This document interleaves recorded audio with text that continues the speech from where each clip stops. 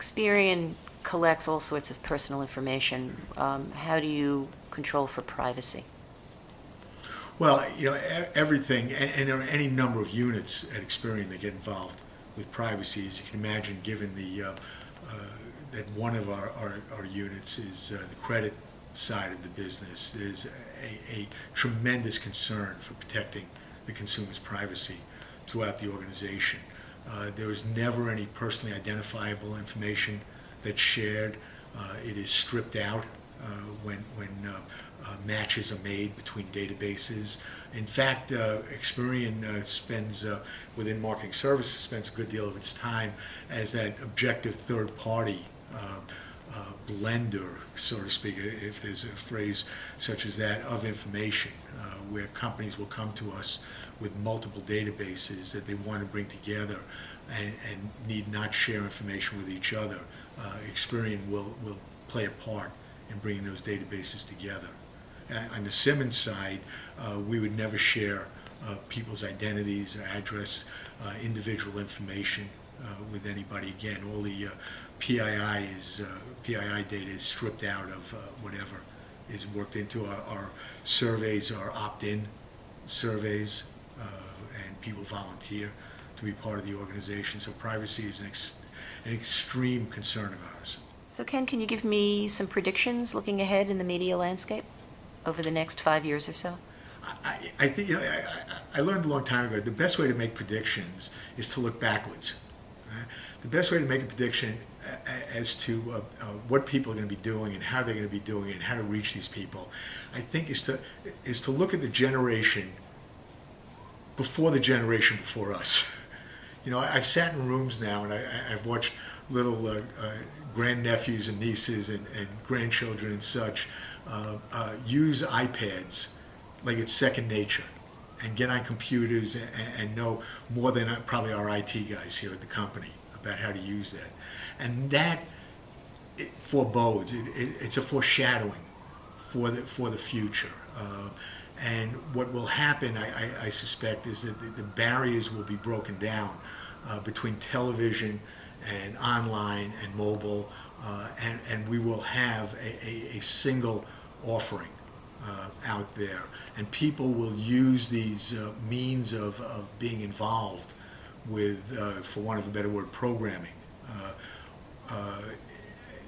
in a way that they give no never mind to, whether it's the computer that they're using or the television that they're using or the mobile phone that they're using. And it's going to be a challenge to the advertiser and to the media companies and the agencies as well as to how to monetize that. Right now, everybody knows how to get their programming, their software, so to speak, on all three screens. The question becomes, how do you monetize that? As the generation becomes more comfortable with this new approach or this brave new world of moving the TV, so to speak, or the magazine into these new formats, then at that point the whole process for planning and for buying and such will change. And I don't think we're that far away from it. I don't think that far away from So it. how will social media impact the future of the media landscape? Do you think it will impact it, or do you think it's a passing fad? I don't think when 800 million people are on Facebook that we can call it a passing fad. The same thing that I just said a few moments ago about the next 5 years probably holds true with social media as well. As generations become more comfortable with it, they will shape it in the form that they want it to be, and the advertiser will adapt to that, and the media companies will adapt to that. So I think it is part of our lives.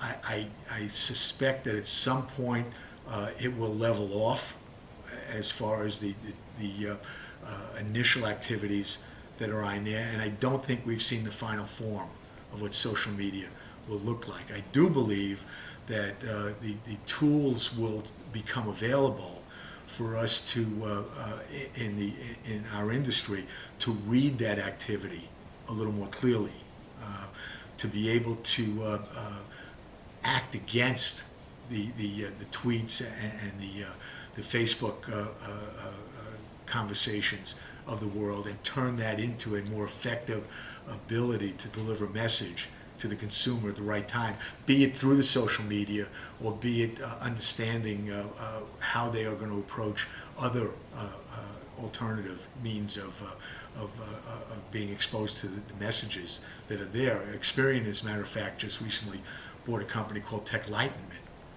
which has a relationship with Facebook and allows them to strip off information and begin to analyze it for their clients in a way that allows them to execute against it. We're going to be using it at Simmons for some of our custom work and be able to allow people to have the linkage between what people have said on Facebook and try and poll them as to some of their other thoughts and beliefs and activities, so it becomes a more effective means of reaching out to these people. How long do you think it will take measurement to catch up with the pace of technology and the way people are using media? It's an interesting question. I've always had this thought that just because the technology exists doesn't mean that there's a need for that information within the marketplace. I've lived through that a couple of times where I've worked at companies, we had great ideas about the technology and what it could do, and there was not a marketplace for it. I think the magic is in being able to understand what we are asking of the medium or the media itself, and finding the means to match that technology to that. Don't just simply thrust the technology into the marketplace, whether it be a technology that the consumer is acting upon, or it's a technology that we're using to try and measure the consumer himself or herself. It is a very basic approach. What is it I'm trying to answer? What is it I'm trying to accomplish? What message am I trying to get across? And understanding at that point how to blend the technology with that desire, so that at the end of the day, the technology becomes almost the slave of the project or the questions at hand. Again, just because the technology exists doesn't mean it's worth anything.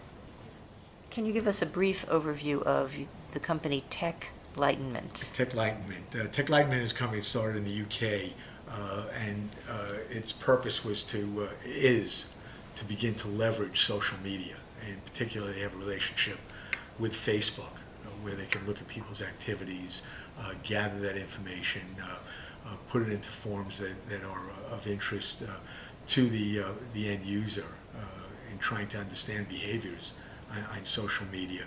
At Simmons here, we're going to be using it initially for our custom work, where we'll be able to go into Facebook and poll people. There's a polling capability that Techlightenment has developed, and we'll be able to poll people as to likes and dislikes, uses and non-uses, different behaviors that they have, and begin to bring that back into our national consumer study and connect it, so you begin to understand the power of the social media on people's behaviors.